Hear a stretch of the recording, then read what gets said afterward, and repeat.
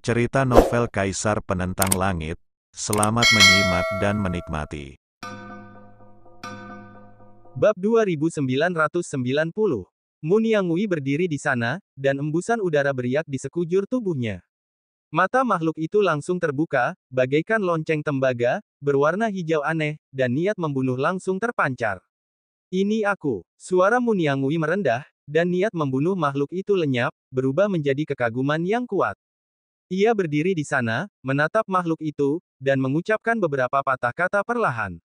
Mendengar ini, makhluk itu tiba-tiba meraung. Swiss.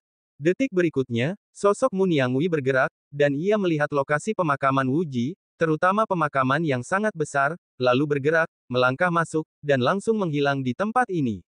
Pada saat ini, Yao Tiandi dan yang lainnya tampak galak. Mereka mendengar raungan tadi, namun, tampaknya tidak ada arah di tanah terlarang hidup dan mati. Bahkan Kaisar Surga pun tidak dapat mengetahui dari mana arah suara itu berasal. Kuali obat itu memancarkan cahaya, dan 8 sinar cahaya melesat keluar darinya. Di setiap sinar cahaya, terdapat ramuan obat.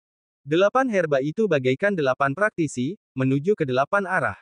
Ci. Dalam sekejap, satu herba layu dan langsung tertutup pasir kuning, tanpa jejak kehidupan. 7 herba lainnya pun ikut layu. Hal ini membuat Yao Tiandi menoleh ke arah layu herba pertama, lalu melangkah maju. Ia yakin bahwa makhluk yang ingin keluar dari pemakaman Wuji ada di arah ini. Ikuti. Para praktisi lain pun tiba-tiba bersuara. Cici. Tiba-tiba, ketika melangkah ke mil ke-700, langkah kaki Yao Tiandi terhenti, yang juga membuat para praktisi lain tampak sangat ketakutan. Tidak ada niat membunuh, tetapi membuat orang-orang merasa seperti jatuh ke jurang. Segala sesuatu di sini begitu menindas hingga membuat orang-orang merasa mati dan seolah-olah tidak hidup di dunia ini. Bang bang bang. Tiba-tiba terdengar suara, dan tanah di sini bergetar, dan pasir kuning di bawah kaki mereka dipenuhi kerikil yang melompat-lompat mengikuti iramanya. Apa ini? Tidak ada napas, tidak ada vitalitas, dan orang-orang tidak dapat merasakan keberadaan macam apa ini. Ah! Seketika, suara aneh terdengar, lalu banyak orang melepaskan jejak ketakutan di mata mereka, lalu wajah mereka memucat, dan tak ada jejak darah di tubuh mereka. Namun mereka tidak jatuh. Rongga mata mereka cekung, wajah mereka memucat, dan gigi di kedua sisi mulut mereka menjadi sangat panjang, lalu mereka menggigit banyak orang di sekitar mereka secara langsung. Ah! Para kultivator di sekitar mereka sama sekali tak berdaya. Setelah digigit, tubuh mereka menjadi kaku, dan mereka menjadi seperti orang-orang ini. Racun zombie. Yao Tiandi memusatkan pikirannya dan segera berbicara. Cahaya di kuali obat kembali bersinar, dan ramuan besar muncul, dengan embun di atasnya, dan menetes langsung ke tubuh para kultivator tadi. Di bawah ini, ekspresi mereka menjadi jelas. Namun kemudian, mereka juga mulai bernapas. Saat ini, mereka diracuni oleh racun zombie. Meskipun mereka masih hidup sekarang, mereka hanya punya satu napas tersisa. Yao Tiandi bertindak hanya karena dia tidak ingin membuat kekacauan di sini. Ada zombie di dunia ini, mereka sangat menakutkan, tetapi jarang terlihat di dunia luar. Sepertinya mereka hanya ada dalam jumlah besar di tanah terlarang kehidupan dan kematian. Ada Kaisar Surgawi. Ia berbicara. Ding ling ling. Pada saat ini, sebuah suara tiba-tiba terdengar dari depan. Seorang kultivator berpakaian kuno memegang lonceng di tangannya. Ketika para zombie lewat, semuanya runtuh. Kultivator berpakaian kuno itu sebenarnya sedang duduk bersila di atas seekor katak besar. Setiap kali katak itu melompat, loncengnya berbunyi.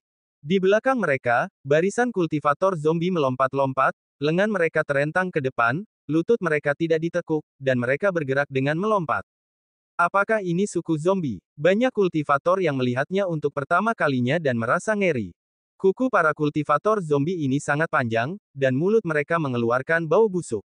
Seluruh wajah mereka busuk dan tampak sangat menyeramkan. Mata mereka berwarna merah, perak, dan putih, masing-masing berbeda.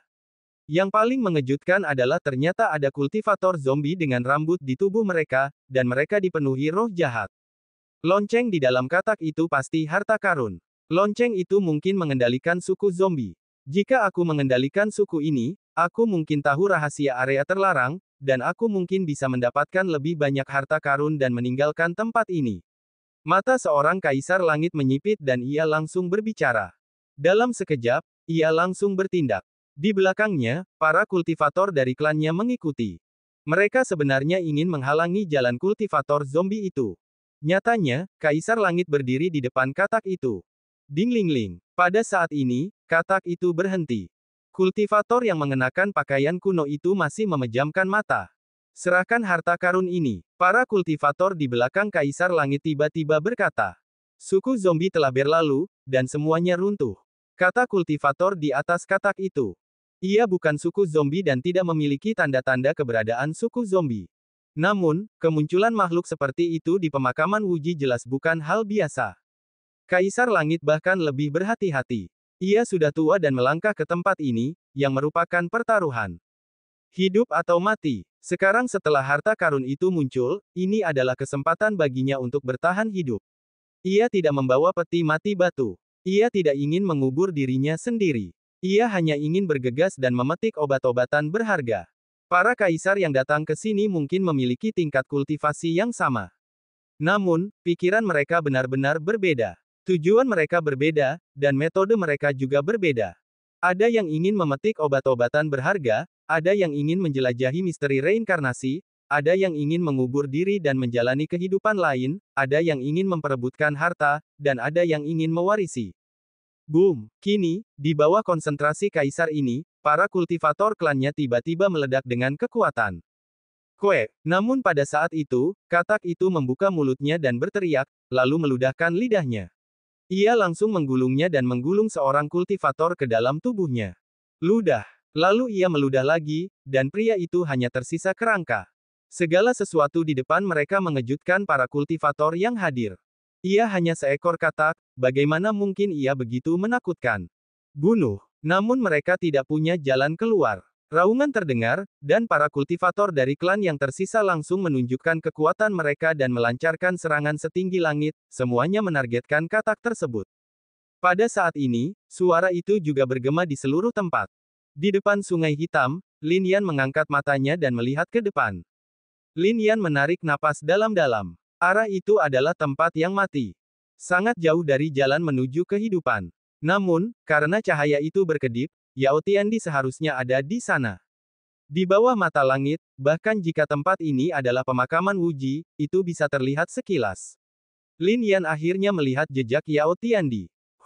Di bawah ini, Lin Yan juga merasa lega. Dia tiba-tiba mengangkat kakinya dan melangkah turun menuju sungai. Di bawah Rune Tiangeng, sebuah jembatan pelangi 9 warna tiba-tiba muncul di bawah kaki Lin Yan, dan kemudian dia menginjak jembatan ini untuk menyeberangi sungai air hitam.